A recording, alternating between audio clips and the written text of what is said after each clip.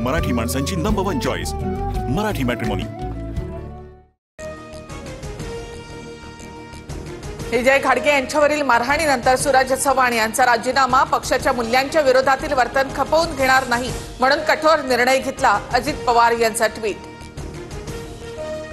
कृषी मंत्र्यांकडून घडलेली घटना चुकीची, वरिष्ठ नेते कोकाटेंच्या राजीनाम्याबाबत योग्य निर्णय घेतील। सुनील तटकरे यांच्याकडून कारवाईचे संकेत।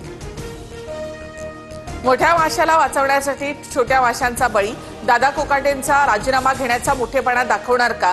सूरज चव्हाण यांच्या राजीनाम्यावरून रोहिणी खडसे यांचा खोचक टोला। छावा संघटनेच्या कार्यकर्त्यांना लाथाबुक्क्यांनी मारणाऱ्या सूरज चव्हाणांवर अखेर गुन्हा दाखल। अजित पवार यांनी तातडीने मुंबईला बोलावलं तर विजयकुमार घाडगेंना भेटणार, गैरसमज दूर करणार सूरज चव्हाण यांची दिलगिरी।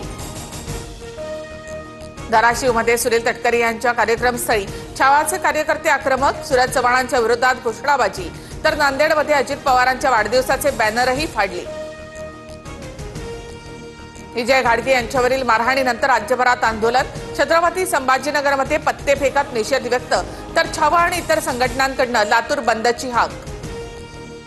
4 मंत्र्यांसह अनेक अधिकारी हनी ट्रॅपमध्ये अडकले, शिवसेनेचे 4 खासदार हनी ट्रॅपमुळेच पळाले। संजय राऊतांचा खळबळजनक दावा, महाविकास आघाडी सरकार पाडण्यासाठी सुद्धा हनी ट्रॅपचा वापर केल्याचा आरोप। संजय राऊत यांच्याकडून प्रफुल्ल लोढाचा गिरीश महाजन यांच्यासोबतचा फोटो ट्विट, फोटोची सीबीआय मार्फत चौकशी करा, दूध का दूध पाणी का पाणी होईल, राऊतांची मागणी। काही नेत्यांना स्फोटक वक्तव्य करण्याची सवय, तपासात सत्य समोर येईल, चंद्रशेखर बावनकुळे यांची टीका।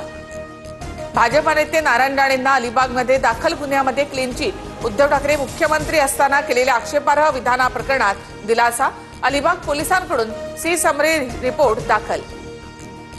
मुंबईसाठी भाजपचा मास्टर प्लॅन, पुढील 3 महिने आमदार प्रत्येक वॉर्डातील समस्या जाणून घेण्यावर भर देतील, महायुतीमध्ये कुठेही वाद नकोच, समन्वय राखा, फडणवीसांच्या आमदारांना सूचना। हल्ल्याच्या प्रयत्नानंतर संजय शिरसाट यांच्या घराबाहेरील बंदोबस्तात वाढ, मध्यरात्री घरावर दगडफेक करत आरडाओरडा, सौरभ घुले असं हल्लेखोराचं नाव, सातारा पोलीस ठाण्यात गुन्हा दाखल।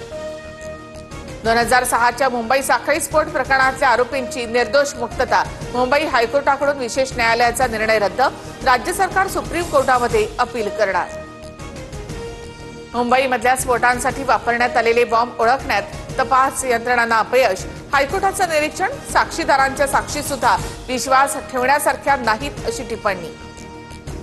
येथेच मुंबई हायकोर्टाच्या निर्णयाविरोधात सुप्रीम कोर्टामध्ये जाण्याच्या तयारीत, सरकारी वकिलांशी चर्चा करून निर्णय घेणार, मुंबई बॉम्बस्फोटासंदर्भातील निकालाचं अवलोकन करून एटीएस अभ्यास करणार। मुंबई स्फोटामधल्या आरोपींच्या निर्दोष मुक्ततेचा हायकोर्टाचा निर्णय धक्कादायक, आरोपींना फाशीची शिक्षा झाली पाहिजे, किरीट सोमय्यांची मुख्यमंत्र्यांकडे माहिती। मुंबईतील कोस्टल रोडवरील वाहतुकीवर 236 सीसीटीव्ही कॅमेऱ्यांची नजर, वेगाची मर्यादा ओलांडणाऱ्या वाहनांची नोंद ठेवण्यासह अपघाताबाबत नियंत्रण कक्षाला माहिती पुरवणार। अधिवेशनाच्या पहिल्या दिवशी लोकसभेत गोंधळ, सभागृहात विरोधकांना बोलायला परवानगीच नाही असा आरोप, गदारोळानंतर ऑपरेशन सिंदूरवर लोकसभेत 16 तास तर राज्यसभेत 9 तास चर्चा होण्याबाबत निर्णय।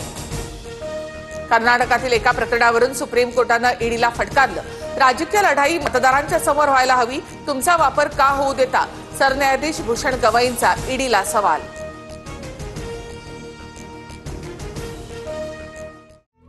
मराठी माणसांची नंबर 1 चॉईस मराठी मॅट्रिमोनी।